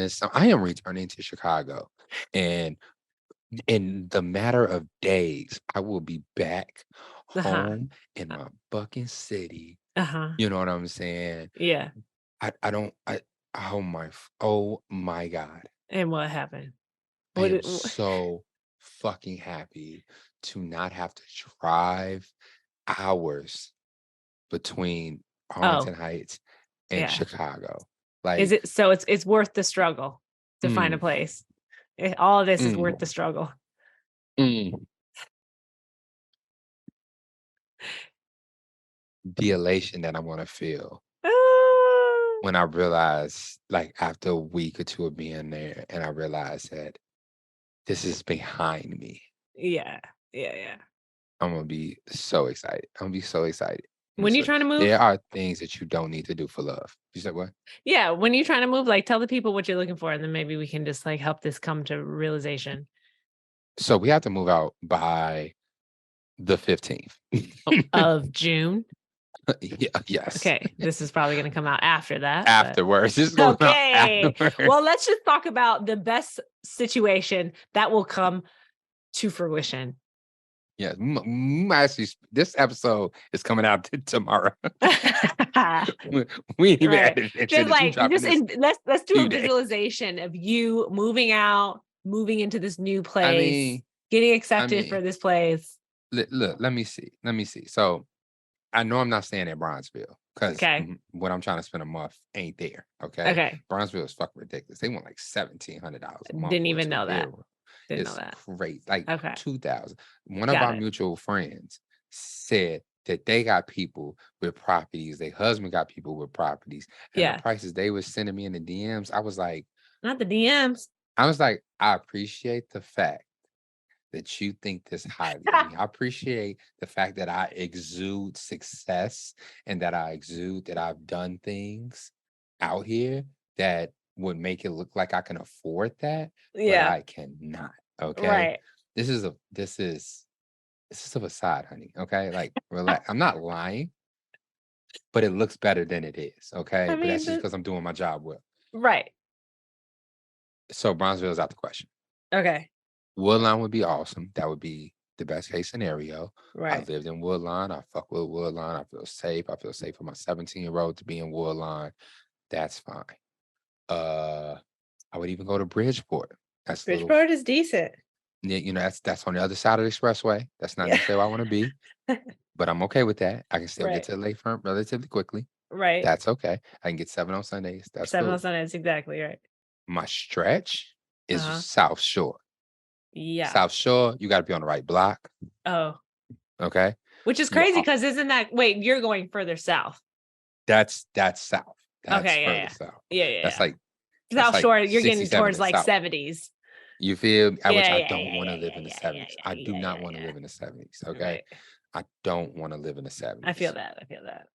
1, 2, 3, 4 out of the 6 places that they just sent me is in the 70s. One of them actually starts with a 7 and a 9. No. So you're getting damn near 80. No. No, thank you. I would not stay on 79th and nothing. 79?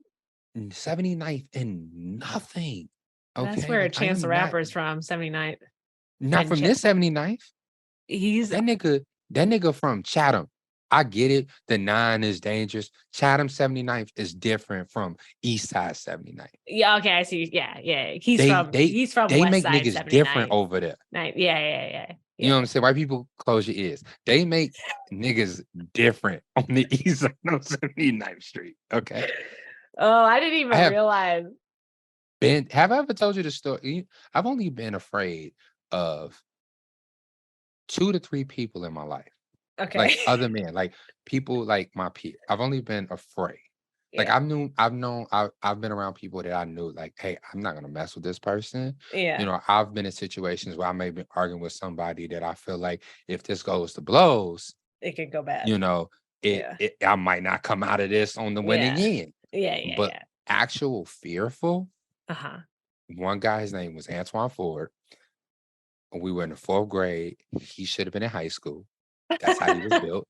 I don't know his biological age number, but his size, okay, was different. Okay. So I was scared of him. Okay.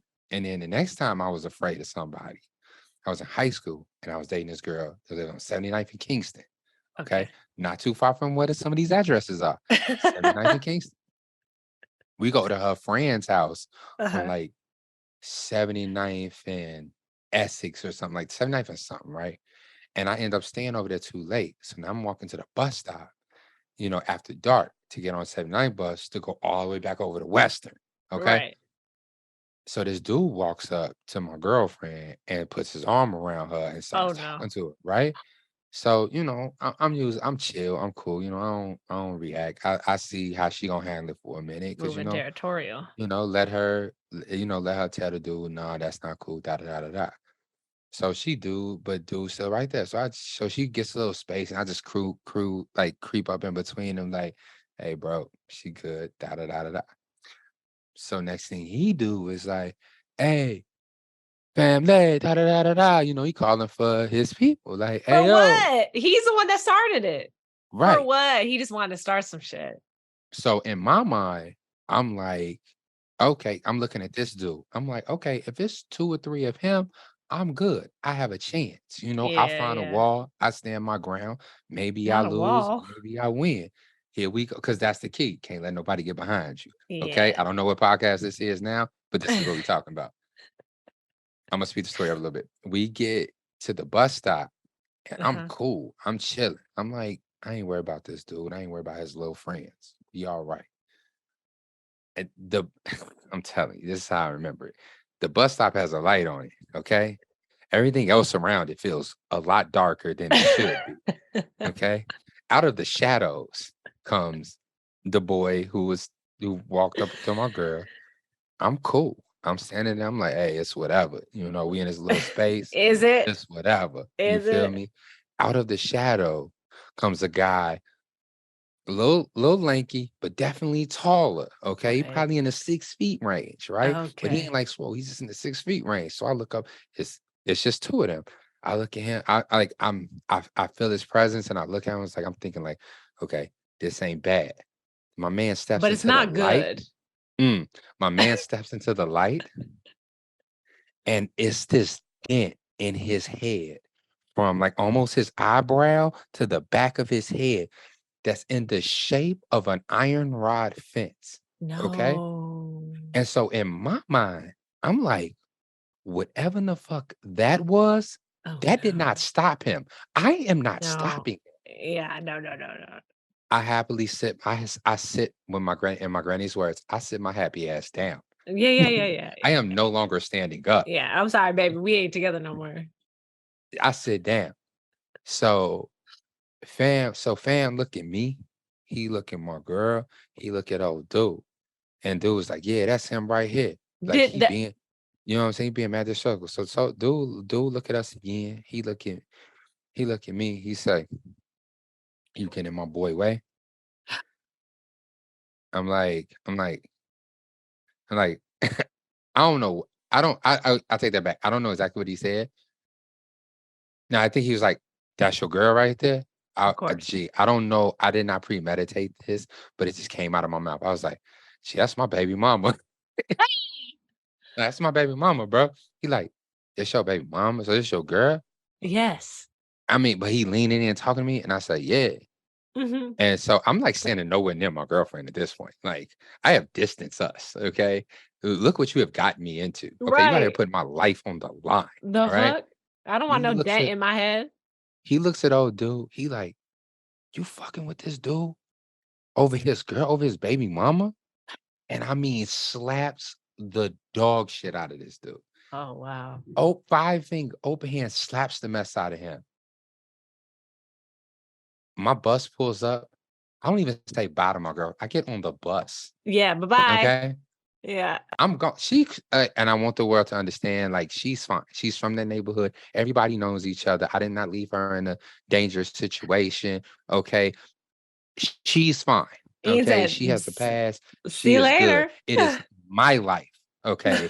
That is in the jeopardy. All right. Okay. The boy who walked up on her knew who she was. Mm-mm. She was fine. I did not leave her Mm-mm. in any but I did leave her ass. I got the fuck about it. I got on my bus, and it took me back to West 79th and Western. Okay. I say all that to say the 79th by the lake is different from the 79th that Chance grew up on. Chance the Okay. Rapper. Chance the Rapper did not grow up on the reason why it's called the 9. He did not grow up there. It's different. Okay. Yeah. Help me, y'all. So all that to Help say, me. Ian is using this as an opportunity to create what should be, okay? What we want for him, what he deserves for him and his babies, okay? Listen. So he can be back in the was community and not far out in the burbs. okay. I listen, I just want to be here for y'all. And I don't want to run into that nigga ever again. Never again. Because who knows I where haven't he's been at. afraid of nobody else since him. Those are only the 2 guys that I can think of. There might be a third, but I don't remember that person. Right. But for sure, it was a dude on 79th Street with the iron rod dent in his head. And I don't want that for me. I don't want that for my son. You know what I'm saying? We don't need to experience these things anymore. I went through that so you wouldn't have to go through that, is all I'm trying to say. Yeah. So that's my life. Well, I'll keep us updated. Hopefully the next time we speak then, because what you said you have to move out on the 15th? On the 15th. Did she say, okay, then, so next time we speak, you'll have an update. Next time we speak, either I will be doing a podcast from my car or I will be doing it from my new home. Yep. Nah, I mean, we got places to go. Like Karen has been having some difficulties finding her an apartment. I think she might get approved for this really beautiful place, like right on the border of like Washington Park and Woodlawn. It's like fucking gorgeous and stuff like that. But I mean, the market is tough for like everybody. But for me having non-traditional income, it's even worse. It's damn near impossible. I'm talking fast because I'm getting worked up because like I want to see what these blocks on these addresses are. Like I need to know what it looks like right now. Ever since I got that email while Marina was talking, and I was like, I need to don't like, Google Maps it right now. You need to pull up, okay? Because the Google Maps will be like 5 years ago. Oh my! You know what I mean? That's like. You can get a preview, but you're not gonna really see it until you pull up on them. Yeah. And I know Google Maps ain't going to these neighborhoods. Heck no. That's just 10 years ago. Oh so, God. All right. Okay. Well, what else? I have nothing. Okay. Neither do I. Well, what I have is I need to now. Since I've gotten married and my last name is officially Phillips Manning, I now have to change all of the things. And I just realized that my passport is also expired. So now it's just, woo! And I just got new jobs. And then I'm like, oh, I have to use my new name. Like, was it fun? Hey. Like, it's crazy. And we can talk about that next week because that's when I start my job. So you can talk about your new apartment and I can talk about my new job. We'll just leave it there. Yeah. But do we have a guest next week? Don't worry about it. You know what I mean? It's in the schedule. Look at that. I got a call. Gotta go. Bye. Follow us. Bye.